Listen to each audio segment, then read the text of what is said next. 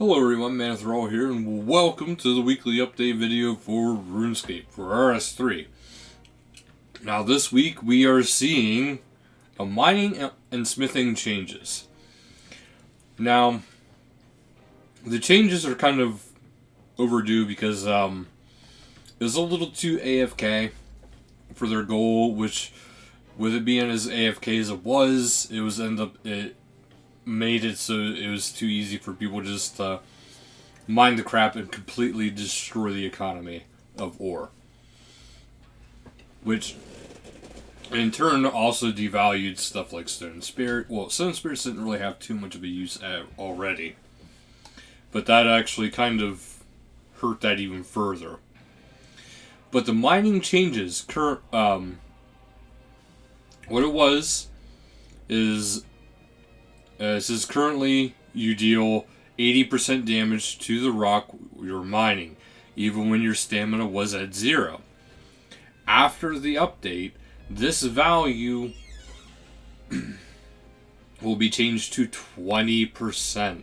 So once you hit 0, it drastically drops. It says you can still restore stamina by starting to mine the rock again, for rock opportunities, whatever. But there's also the option of consuming a stone spirit while under the effects of the perfect juju mining potion. So basically this means you can still do AFK mining if you have a perfect juju and if you have the stone spirits. So that is one way of looking at that. Now the things that don't count for that is stuff like the red sandstone, arc, crablets, that kind of stuff. They're not affected by it. Saren stones have had their HP, if you will, increased to 1,000, so now they will just take longer to fully depreciate. That's all that is. But as a result of that, they will no longer have a stamina consumption. But all other ore is now going to be 20% once you hit 0. Which is actually pretty good, because even if you mine with just the sense of the rock opportunities, you should be perfectly fine. Up next, we got the smithing. So, what this does is for every bar used in whatever you make, you get 4 components. Well, parts/components. For every bar. So if you make a like the example here is if you make a 2-handed sword with no upgrades, which costs 4 bars to create, you get a total of 16 components. Parts and or components. But it says if you have Elder rune equipment now has a higher chance of breaking down into components instead of parts, so you have a higher chance of getting better stuff with the higher the level you go. But this also says that the breakdown perks activation chance has been adjusted to a flat 0.8% per rank to compensate. These changes to mining and smithing will go live February 3rd, which is, today. So why they worded it that way, guys, I have no idea. But yeah, so it's however many bars you use. So if you end up going up the ranks and you make a +5 Elder Rune 2H sword, I forget how many bars exactly, but you will get 4 per bar used for that item. So it's actually much more worthwhile for his opponents go to do it that way. As a reminder, on February 21st, there is a double XP extended weekend, which is going to be spread out through 10 days. You have 48 hours of double XP that you can use over the course span of 10 days.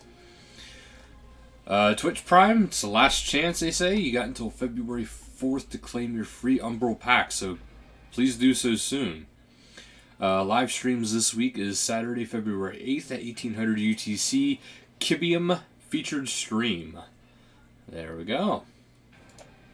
Now we head into the patch notes for this week. Mining. It says, to meet the aims of improving the value of ores, there is, as well as to further increase the value of stone spirits, they made some changes to player stamina while mining. So here's some more in-depth changes. Damage dealt to a rock's HP now scales with the player's current mining stamina. With no stamina remaining, swings provide only 20% damage that is dealt at full stamina outside random damage variations and critical hits.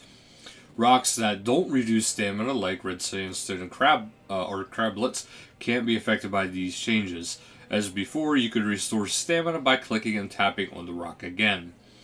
Modifiers from pickaxe tier, such as pickaxe tier, rock hardness, strength level, critical hit damage, are unchanged as before work as before.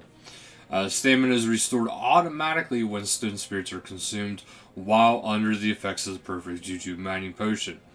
Stamina no longer depletes when mining the Saren stones, as such Saren stones have had their HP increase from 1500 to 2000.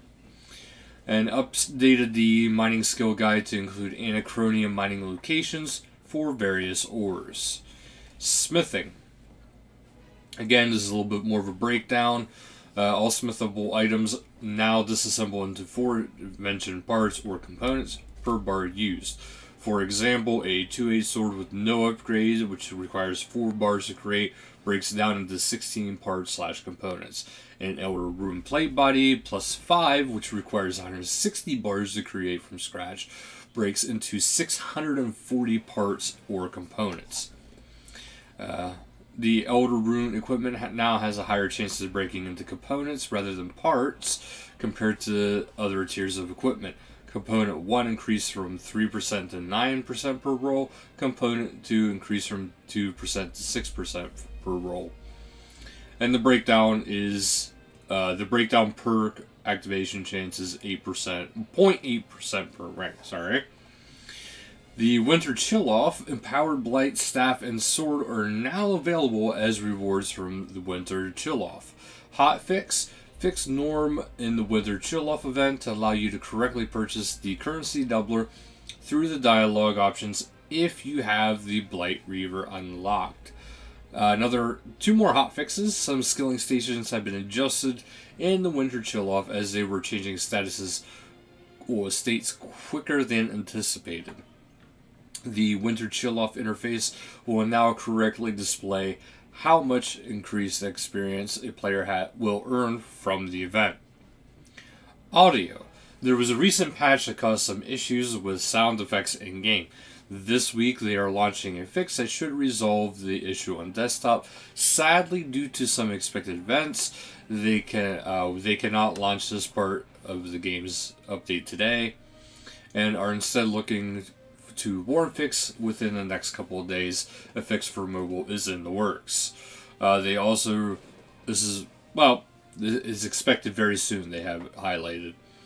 Audio for tuning the Shadow Reef portal and Liberation of Mazcap have been fixed to play the correct sounds. Bossing. God Wars Dungeon. The Warriors Retreat Reaper portal now checks for all normal access requirements when pointed at a God Wars Dungeon boss. Next, hotfix. Ancient Ceremonial will once again bypass the kill count requirement when trying to enter the next boss area. Engine. Resolved an issue preventing the client from launching on some Intel HD integrated graphics, expected very soon. Fix an issue preventing the launcher installer from working on older versions of OS X, which is, again, very soon. Graphics. Issues with NPCs at longer draw distance while using the free cam has been fixed, expected again very soon. Interface. Boss pets will now show the correct player's kill count when examined. Skilling. Non-direct combat methods can now be utilized to progress a variety of Slayer tasks that previously could not be progressed in this manner. So that's actually it for today's updates. At least mining has kind of got an overdue fix, so we could be happy about that. So thank you guys so much for watching. Don't forget to like, share, subscribe down below, and until next time, later guys.